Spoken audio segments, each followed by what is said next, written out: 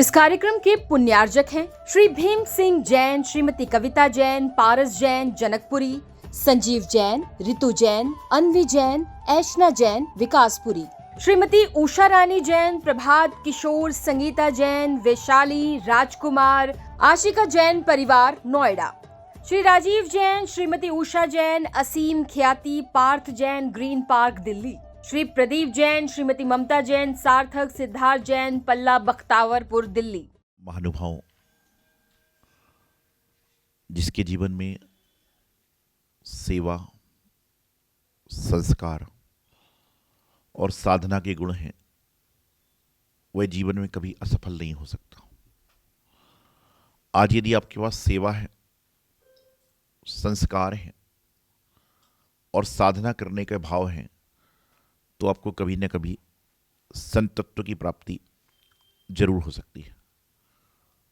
और जिस व्यक्ति को संत तत्व की प्राप्ति हो जाती है, उसका जीवन निर्मल बन जाता है, स्वच्छ बन जाता है और उसका जीवन आनंद में हो जाता है। सबसे पहले सेवा। तो सेवा किसकी करना है?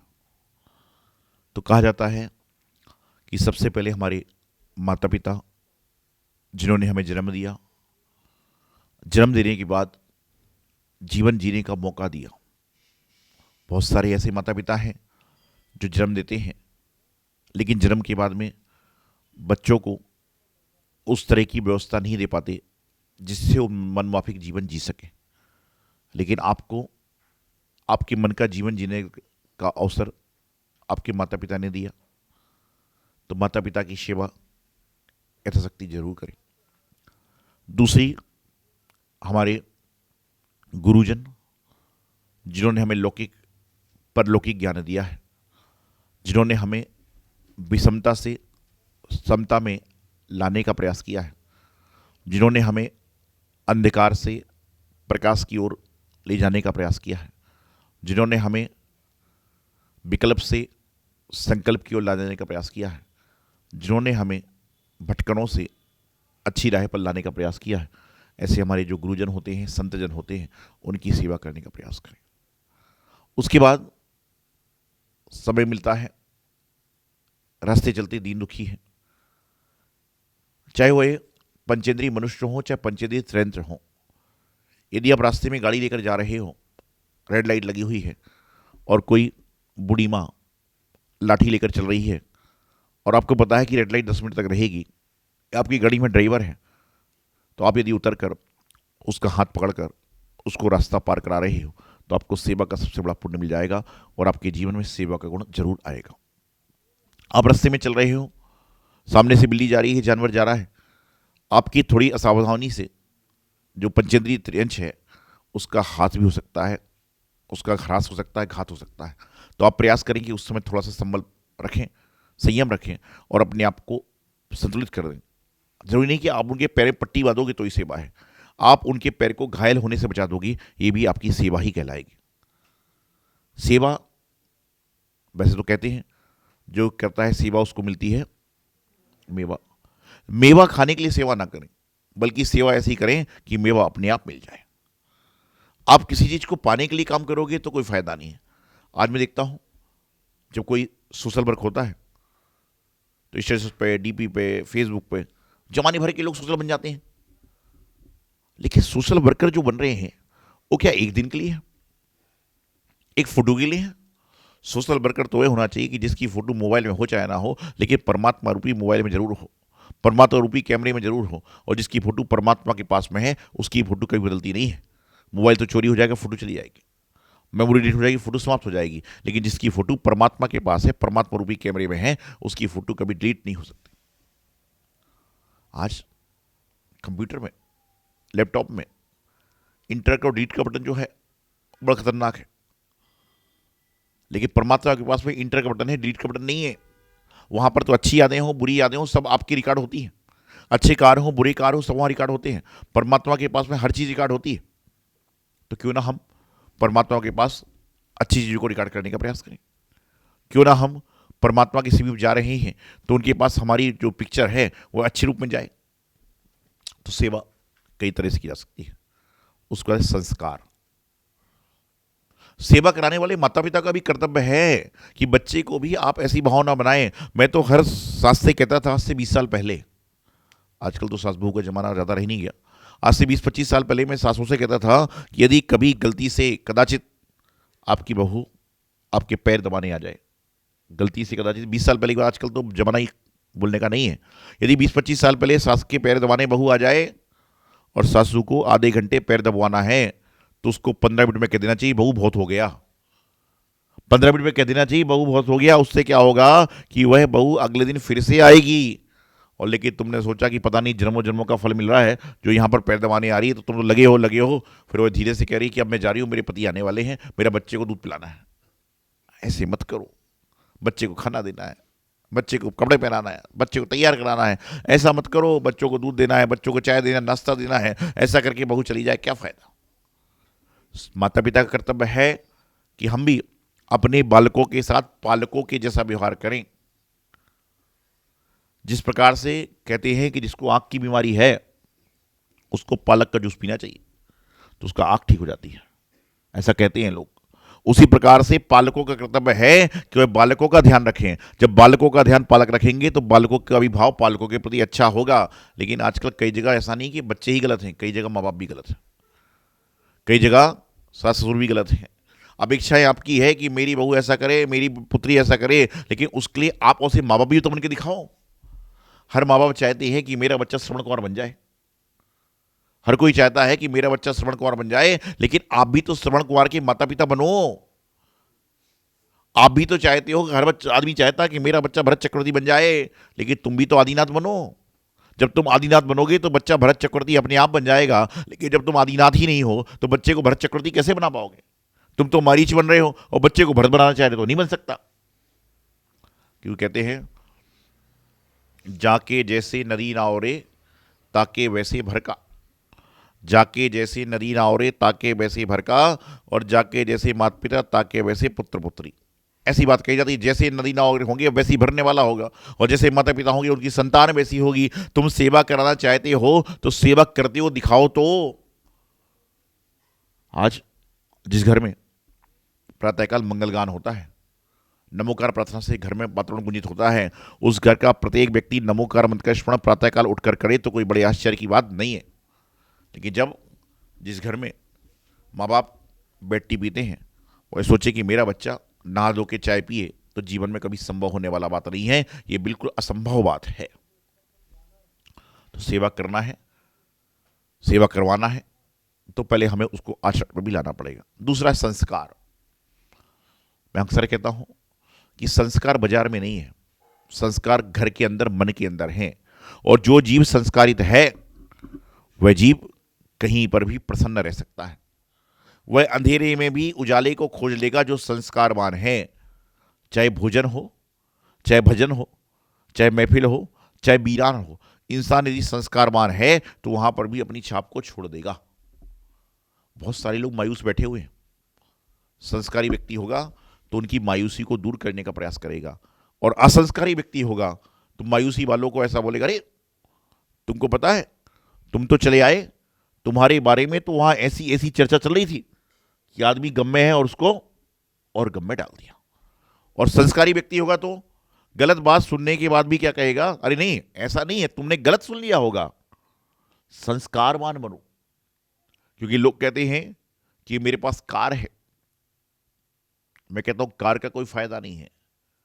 आपके पास नमोकार होना चाहिए, आपके पास परोपकार होना चाहिए, आपके पास संस्कार होना चाहिए। जिसके पास में नमोकार है उसके पास संस्कार है, जिसके पास नमोकार है उसके पास परोपकार है, और जिसके पास नमोकार नहीं है, परोपकार नहीं है, संस्कार नहीं है, तो कार अकेले में बैठकर क्या करेगा। संस्कारवान बने। संस्कार ही जीवन का आधार हो। हमारा तो नारा है, संस्कार ही जीवन का आधार है। संस्कार है तो जीवन है, संस्कार है तो संयम है, संस्कार है तो हितविद वाणी है, और संस्कार नहीं है तो जीवन व्यर्थ है। इंसान का जीवन चल रहा है। कुछ लोग तो इसलिए खा रहे हैं कि पेट भरना है, और कुछ लोग इसलिए खा रहे हैं कि मुझे जीवन को अच्छी तरह से जीना है। खा दोनों रहे। एक पेट भरने के लिए खा रहा है और एक शरीर चलाने के लिए खा रहा है। एक संयम का पालन करने के लिए खा रहा है और एक असंयमित होने के लिए खा रहा है। खा सभी रहे। एक व्यक्ति आया 3 दिन पहले, बड़ा मोटा तगड़ा था। बोले महाराज जी अभी मुझे जाना है। मैंने पूछा क्यों? बोले मुझे जिम जाना है। मैंने पूछा क्यों? बोले महाराज जी मेरे शरीर को देखिए ना आप, पतले होने के लिए जिम जा रहा हूं। कल एक दुबला पतला व्यक्ति आया, बोले महाराज जी मुझे जाना है। मैंने पूछा कहाँ जाना है? बोले जिम। मैंने क्यों? बोले मोटे होने के लिए जाना है। तो मैंने कहा ये तो भारत से बड़ा कमाल हो गया। जिम एक ऐसी दवाई हो गई कि मोटा आदमी पतले होने के लिए जा रहा है, पतला आदमी मोटे होने के लिए जा रहा है। जिम में ऐसा क्या हो रहा है? ऐसी कौन सी मशीन है क्यों पतला होने वाला मोटा होने जा रहा है, मोटा होने वाला पतला होने जा रहा है? अरे जिम जाओ ना जाओ, लेकिन भगवान के मंदिर में, परोपकार के स्थान में, सत्संग के स्थान में थोड़ा बहुत टहलते हुए जाओगे तो आपके शरीर की संरचना बराबर हो जाएगी। एक भाई मोटा होकर पतला ले जा रहा है और एक भाई पतला होकर मोटा होने जा रहा है, समझ में नहीं यार जिम में ऐसा क्या हो रहा है? और ये जिम कब से चालू हो गई? जब से तुमने जैम खाना चालू कर दिया, जब से तुमने चिल्ली खाना चालू कर दी, जब से तुमने इधर उधर की चीज़ें खाना चालू कर दी, तो तुमको जिम जाने की आवश्यकता पड़ गई। जब बीच में ना तो कोई स्वास्थ्य था, ना कोई चिली स्वास्थ्य, पता नहीं क्या क्या जो चल रहे हैं आजकल, ये नहीं थे, तो इंसान को कहीं पर जाने की जरूरत नहीं पड़ती थी, घर ही उसका वातावरण शुद्ध था। घर का वातावरण शुद्ध होगा, खान पीन शुद्ध होगा, तो ऑटोमेटिकली सारा काम सही हो पाएगा। तो घर का खान पीन सही है तो बच्चा बाजार में भी सही खाएगा। और जब तुम घर पे भी बाजार की वस्तु मंगा के खा रहे हो, तो बच्चा यदि बाजार में बैठकर खा रहा है तो कोई बड़े आश्चर्य की बात नहीं है। एक बार एक लड़का बीच चौराहे पर खड़े होकर पेशाब कर रहा था। यह बात उसके पिता के मित्र ने देख ली। उसको लगा यार कितना अच्छे परिवार का व्यक्ति है, बीच सड़क पर खड़े होकर पेशाब कर रहा है। उसको लेकर गया, बड़ी अच्छी बात नहीं है, माँ बाप का नाम खराब होता है। उसको पकड़कर लेकर गया और पकड़कर ले जाने के बाद में उसके पिता के पास पूछा कि पिता कहाँ है तुम्हारा, पिता कहाँ पर है तुम्हारा? तो उसने कहा छत पर है। तो छत पर गया, तो छत पर देखता क्या है कि उसका जो पिता है वह छत पर घूम घूम कर पेशाब कर रहा है। तो उसने कुछ कहानी वापिस आ गया कि जिसका पिता घूम घूम कर पेशाब कर रहा है, तो बच्चा यदि बाहर खड़े होकर चौराहे पर करे तो कोई बड़े आश्चर्य की बात नहीं है। जिसका पिता घर में उल्टी सीधी वस्तु खा रहा है, तो उसका बच्चा बाजार में उल्टी सीधी वस्तु खाए तो कोई बड़े आश्चर्य की बात नहीं है। तो हमेशा ध्यान रखिए कि जैसे तुम चाहते हो वैसा तुमको बनना पड़ेगा। जैसा अपने बच्चों से कल्पना करते हो वैसे ही तुमको करना पड़ेगा। आज संत कहते हैं आलू त्याग कर दो, आदमी आलू त्याग करता है, क्यों? क्योंकि संत का त्याग है। जो त्यागमय जीवन जी रहा है उसके सामने लोग त्याग की बात करते हैं, और जो रागमय जीवन जी रहा है उसके सामने लोग राग की बात करें तो कोई बड़े आश्चर्य की बात नहीं। अपने जीवन को त्याग में बनाओ, अपने जीवन को संस्कार में बनाओ, और संस्कार ही जिसके जीवन का आधार है उसके जीवन में कोई समस्या कभी आने वाली नहीं है। आज संस्कारों का बीजरोपण समाप्त होता जा रहा है, संस्कार समाप्त हो रहे हैं। जयजयंत को हाय हेलो ने ले लिया। पहले के जमाने में कई लोग किसी को देखते थे तो दूर से हाथ जोड़ लेते थे, सामने वाला भी हाथ जोड़ लेता था। और आजकल कोई जान पहचान वाला मिल जाए, पता नहीं आजकल क्या चल रहा है, जैसे मोबाइल में उंगलियां चलती हैं बस ही बाहर उंगली चल जाती है और सामने वाला भी कर रहा है। कहीं तो महाराज को देख के बच्चे हाय हेलो करने लग जाते, क्या चल रहा है? एक कल बच्चा आया, जाने लगा, मैंने कहा आशीर्वाद, दरवाजे पर गया, बोले बाय बाय महाराज जी। मैं कुछ बोला ही नहीं। अब बच्चा जो बाय बाय कर रहा है तो क्या समझेगा? और माँ बाप भी यहां पर आते हैं तो ये नहीं बोलते कि नमस्तु कर, नमोकार पढ़, और तो कहते हैं जय करो, हाय करो, हेलो करो। ऐसे लोग संसार में चल रहे हैं। नारा कब से चल रहा है, हाय हेलो छोड़िए, जय जय बोलिए, लेकिन बस चल रहा है। आपको पता है जो मोबाइल में हेलो बोलते हैं, यदि इसकी स्टोरी आप सर्च करोगे तो हेलो बोलने का भी कारण है। आप मेरी बात सुनकर सर्च कर लेना मोबाइल में, चल जाएगा हेलो क्यों बोला जाता है।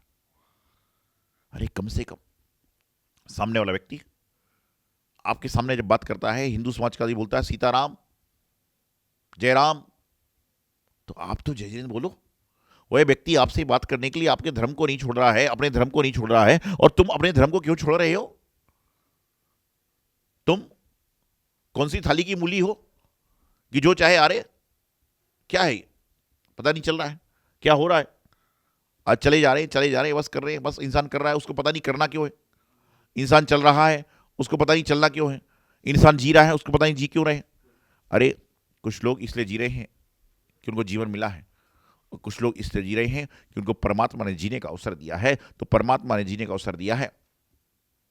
ये तो बस एक आदमी आया, बोले महाराज जी बड़ा धार्मिक है। मैंने कहा अच्छा, बहुत धार्मिक है। दूसरा आदमी आया, बोले महाराज जी पता नहीं ये कौन से खेत का बैगन है, खेत की मूली है, मतलब जो है वो तो कुछ नहीं, मैं तो उससे ज्यादा धार्मिक हूं। ये संसार का चक्कर चल रहा है, कौन से खेत का बैगन। अरे भाई ये क्या है, उपमा दो तो अच्छी तो दो। ये बोलो कि महाराज ये तो पुजारी है। जीवन को सेवा, संस्कार और उसका सन्यास में बनाओ। मैं ये नहीं कहता कि सन्यासी बन जाओ, सारे सन्यासी बन जाएंगे तो ही मुसीबत है, लेकिन कम से कम जो सन्यास का जीवन है उसके राह पर चलने का तो प्रयास करो। सन्यासी बनने के लिए बहुत पुण्य चाहिए। सन्यासी बनने के लिए जन्मों जन्मों का पुण्य एकत्रित होगा, जब जाकर कोई सन्यासी बनता है। यदि सन्यासी बनना आसान होता तो आज जैन समाज करोड़ों की बात करती है, हजारों संत नहीं है। अभी महाकुंभ चल रहा है, वहां करोड़ों आदमी पहुंच रहे हैं, लेकिन संत कितने हैं? तो संत अभी भी कम हैं, सन्यासी अभी कम हैं। भगवा कपड़ा पहनने से कोई सन्यासी नहीं होता, बल्कि भगवा कपड़े पहनने के जैसा आचरण करने वाला सन्यासी कहलाता है।